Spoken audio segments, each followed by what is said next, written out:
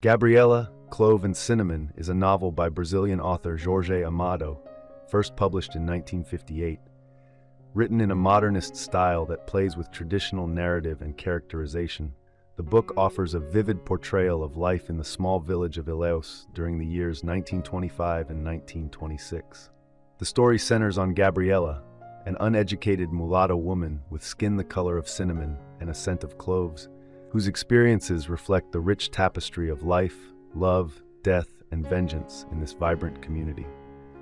In the spring of 1925, Ilhéus is in turmoil following the shocking murder of Colonel Jesuino Mendonça's wife and her lover. As the town debates whether the colonel's actions were justified, Nacib Saad, the owner of the local bar, faces his own challenges, namely the unexpected departure of his cook, which threatens his business at the Vesuvius bar. Once a mere rural settlement plagued by greedy landowners and bandits, Ilhéus has transformed into a thriving seaport with a unique history and culture. Despite a sandbar blocking access to international markets for the local cacao trade, the town's economy flourishes, complete with newspapers and buses. However, not everyone welcomes this progress.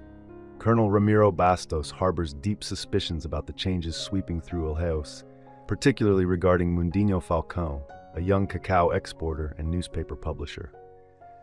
When Falcão returns from Rio on the day of the double murder and announces his intention to run for Congress, Bastos's distrust only deepens. Meanwhile, Gloria, a wealthy mistress of a married colonel, learns about the double murder and empathizes with the tragedy, reflecting on her own tumultuous relationship. A caravan of migrant workers arrives in search of employment, among them Clemente, who seeks work on the cacao plantations, and his lover, Gabriela, who hopes to find a job as a cook. Gabriela's path crosses with Nacib's, and although he has doubts about her cooking skills, he hires her on a trial basis. To his surprise, Gabriela quickly captivates Nacib, and just 2 days after her hiring, they become lovers. She soon proves her culinary talents, drawing more patrons to the bar, not just for the food, but also for a glimpse of her charm. Jealous of her attention, Nacib proposes marriage to keep her close. Meanwhile, in a move that frustrates Bastos and the other colonels, Falcão hires an engineer to address the sandbar issue, further shaking up the status quo in Ilhéus. The engineer soon becomes captivated by a local woman, Malvina, the daughter of a colonel. However, the colonel intervenes to end their romance, prompting Malvina to leave Ilhéus, inspired by the new feelings she has discovered. Despite the engineer's fall from favor, his plans to dredge the channel and allow ships to navigate in and out of the village port ultimately succeed.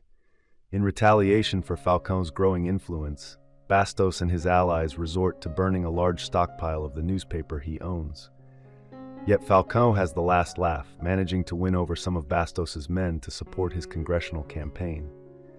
As the narrative unfolds, Gabriela begins to feel stifled by her marriage to Nacib.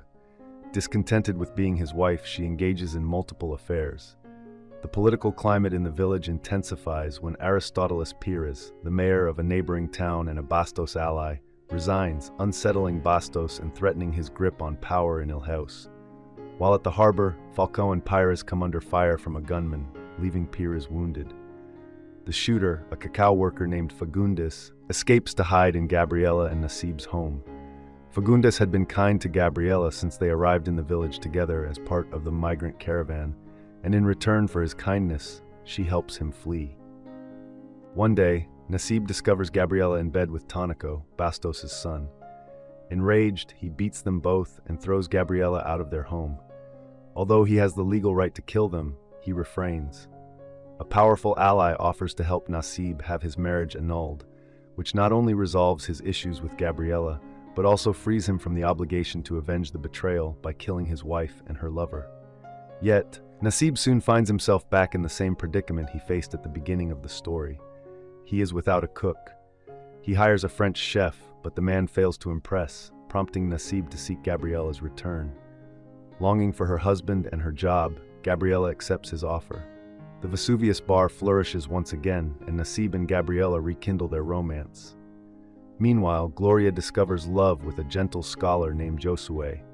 To her surprise, her colonel does not resort to violence against her or her new partner. He simply evicts her from his home.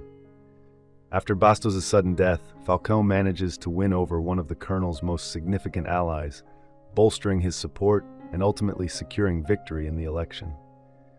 Against this backdrop, the first Swedish steamship makes its way into the harbor at Ilhéus, marking a new chapter in the town's evolving story. I hope you enjoyed this video. Leave a like if you did, and be sure to subscribe. Thank you.